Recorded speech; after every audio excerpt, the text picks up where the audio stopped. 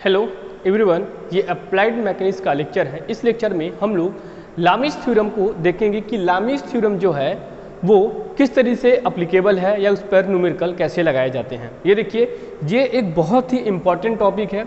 लामिस theorem के आधार पर कभी कभी एग्जाम में डायरेक्ट थ्योरम को दे देता है 2 नंबर में लिखने के लिए, या इसी बेस पर आपको न्यूमेरिकल 2 या 5 नंबर की जो भी हैं बोर्ड के द्वारा वो दिए जाते हैं। लेकिन ये आपका एक न्यूमेरिकल पार्ट है। आइए इसको समझते हैं कि लामिस थ्योरम है क्या। लेकिन लामिस, अब देखिए क्या लिखा हुआ है बोर्ड पर, हमने पहले लिखा हुआ है कि किसी कण पर क्रिया कर रहे 3 बल यदि साम्यावस्था में हैं तो प्रत्येक बल शेष 2 बलों के बीच कोण के ज्या यानी कि साइन के समानुपाती होता है। आइए देखते हैं एक डायग्राम के माध्यम से।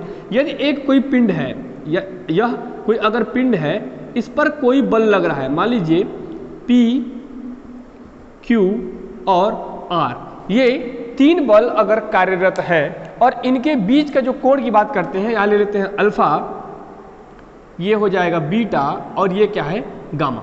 ये अगर इस प्रकार का, अभी हम ये एक थ्योरम को हम बता रहे हैं, इस पर न्यूमेरिकल कैसे लगेगा ये हम लोग प्रैक्टिस करेंगे।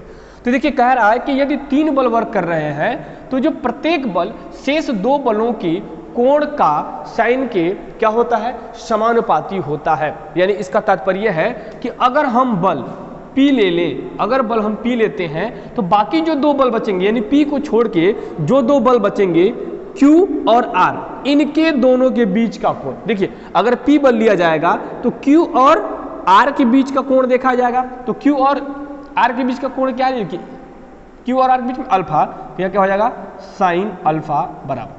अब Q की बात करते हैं, Q होगा तो जब Q को हम लेंगे तो क्या होगा P और R, और P और R के बीच का कोण क्या है बीटा, तो हम लोग लिखेंगे यहाँ पर साइन बीटा, और R की बात करेंगे तो क्या बचेगा P और Q, यहाँ क्या बचा साइन गामा। तो यही आपका लामिस थ्योरम है, ठीक है। यानी कि जो 2 बल होंगे, एक बल अगर लिया जाएगा P या Q R, तो बाकी इसको छोड़ के जो 2 बल होंगे उनका साइन के अनुपात का क्या होगा, वो लामिस थ्योरम एप्लीकेबल है।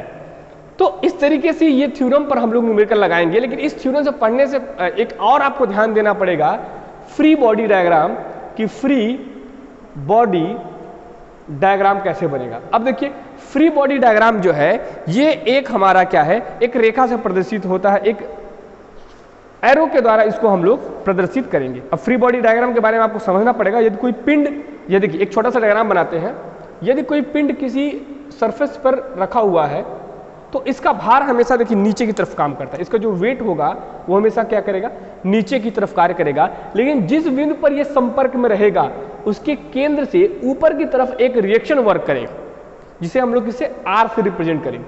अगर इसको फ्री बॉडी डायग्राम, इसको रेखा के रूप में प्रदर्शित करना हो, यानी अगर कह सकते हैं कि किसी पिंड या मशीन या वस्तु या ढांचा के संतुलन संबंधी अध्ययन हेतु उस पिंड का अलग अलग क्या होगा स्थान पर एक समतल रेखा बनाते हैं, समतल आरेख बनाते हैं, जिससे उस पर क्रियाकारी सभी बाह्य बल। अब सभी बाह्य बल की बात करते हैं तो सभी बाह्य बल में क्या होगा, एक इसका देखिए एक भार वर्क करेगा, इस पर अगर किसी भी सरफेस से अगर टच हो, जितने भी सरफेस से वहां से क्या करेंगे, कोई भी एक रिएक्शन या प्रतिक्रिया बल इस पर क्या करेगा, वर्क करेगा, ठीक है। सभी बाह्य बलों को उसके निर्दिष्ट क्रिया बिंदुओं को तीरों द्वारा, हमने भी आपको बताया है कि एरो द्वारा क्या करेंगे, प्रदर्शित करते हैं। अब एरो की बात प्रदर्शित करते नहीं, अगर इसको सरफेस बना दिया जाए, अगर देखा जाए तो एक W नीचे की तरफ काम कर रहा है और एक R ऊपर की तरफ काम कर रहा है। तो ये एरो के द्वारा हम लोग इसको क्या कर देते हैं, प्रदर्शित कर देते हैं।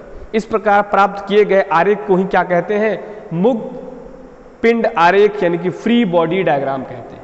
अब देखिए अगर दूसरा एक एग्जाम्पल लिया जाए कि इस तरीके से अगर कोई पार्ट है, यहाँ पर अगर कोई पिंड ऐसे रखा हुआ है, अब देखिए इसका भार तो हमेशा W नीचे की तरफ वर्क है, ठीक। लेकिन इसको फ्री बॉडी डायग्राम अगर बनाया जाए तो यहाँ पर हम लोग इसका फ्री बॉडी डायग्राम बनाते हैं तो क्या होगा, ये पिंड होगा, इसका भार हमेशा एक कहाँ काम कर रहा है, नीचे की तरफ। अब देखिए इस 2 स्थान पर ये टच है, तो यहाँ पर दोनों की वजह से क्या होगा, एक प्रतिक्रिया वर्क करेगा। उस जहाँ पर वो बॉडी या पिंड या कोई भी चीज़ अगर टच में है, संपर्क में है, तो वहाँ से एक रिएक्शन वर्क करेगा, प्रतिक्रिया वर्क करेगा। तो इसके जो मान लीजिए ये X एक्सिस या Y एक्सिस पे है, तो एक्सिस की वजह से एक ऊपर की तरफ वर्क करेगा, तो हमने ऊपर वाले को ऐसे दिखा दिया R1, और एक इधर की वर्क कर रहा है। अब देखिए इस साइड दिखा है या इधर बाहर की तरफ निकाल दिया, दोनों बात एक ही, क्योंकि डायरेक्शन उसका यहीं जा रहा है, तो हम लोग दिखा दिए यहाँ पर 2। अब यहाँ से देखिए 3 बल आपको प्राप्त हो गए। जब 3 बल प्राप्त हो गए, यहाँ से 2 बल दिए होंगे या 1 बल दिया हुआ, कोण दिया होगा, तो इसके माध्यम से हम लोग लामीस थ्योरम का प्रयोग करके और अन्य बलों की गणना कर सकते हैं। ठीक है, तो यहाँ पर आप फ्री बॉडी डायग्राम बनाकर उस पिंड का पे कितने फोर्स काम कर रहे हैं उसको एनालाइज कर सकते हैं, या उनके बीच के कोणों को भी आप ज्ञात कर सकते हैं। ठीक है, तो लामीस थ्योरम समझ में आया। लामीस थ्योरम क्या कह रहा है कि किसी भी ऊपर कर क्रिया कर रहे 3 बल यदि साम्यावस्था में है तो प्रत्येक बल शेष 2 बलों के जो बीच का कोण है, जो साइन है, उसके क्या होता है, समानुपाती होता है। तो ये फॉर्मूला आपको याद होना चाहिए जब आप न्यूमेरिकल लगाएंगे तब। आइए एक इस न्यूमेरिकल बोर्ड पर एक न्यूमेरिकल लिखा हुआ है, इसको समझते हैं कि एक क्या है, एक स्लोप दिया हुआ है जो 30 डिग्री पे है, और इस पर एक कोई पिंड है कि उसका जो भार दिया हुआ है वो कितना है, W बराबर 500। ठीक है, यूनिट लिख देते हैं 500 न्यूटन। अब देखिए यहाँ से एक टेंसाइल फोर्स एक एक्सिस पे 30 डिग्री पर वर्क कर रहा है। अभी हमने आपको बताया कि जिस पार्ट पर ये टच रहेगा वहां से क्या होगा, एक रिएक्शन वर्क करेगा। तो इस पार्ट पर ये क्या है, इस बिंदु पर ये संपर्क में है, तो यहाँ से एक वर्टिकल डायरेक्शन में एक रिएक्शन वर्क कर रहा है जिसे हम लोग R से डिनोट किए।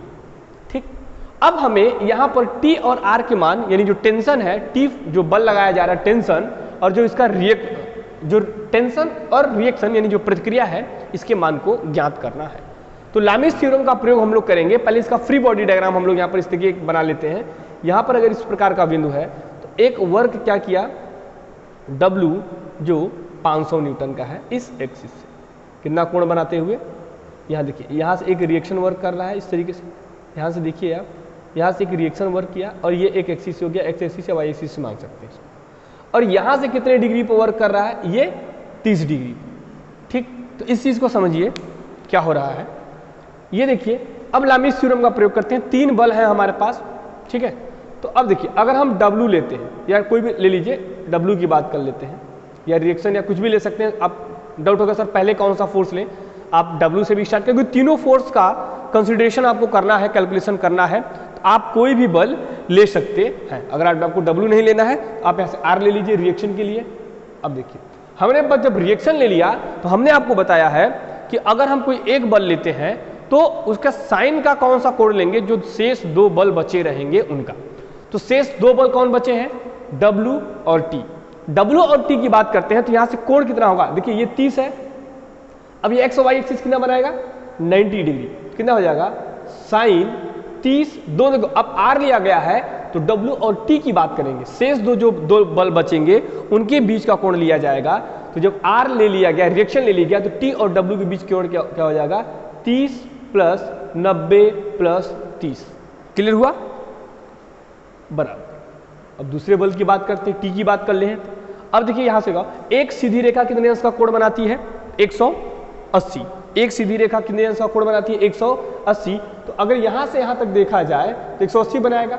और लेकिन हमें कोण किसके बीच में लेना है, सिर्फ यहाँ से यहाँ के बीच में लेना है। तो 180 में से 30 को माइनस कर दे तो आ जाएगा, तो साइन 180 माइनस 30। क्लियर, देन बराबर। अब W की बात करते हैं तो W कितना है, 500 अपान। अब जब W की बात करेंगे तो R और T के बीच में, फिर से मैं रिपीट कर रहा हूं कि अगर कोई भी एक बल लिया जाएगा तो जो उनका कोण है वो जो 2 शेष बल बचे हैं उनके बीच का साइन लिया जाता है।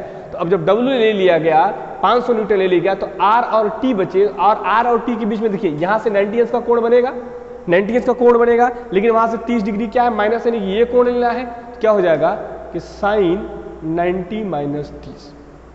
Clear, sine 90 minus 30। अब देखिए इसको सॉल्व करते हैं। एक बार R को इसके बराबर कर लीजिए, फिर T को इसके बराबर कर लीजिए। क्या हो जाएगा, R अपॉन, अब देखिए साइन कितना हो जाएगा, यहाँ से 150 हो जाएगा। ठीक,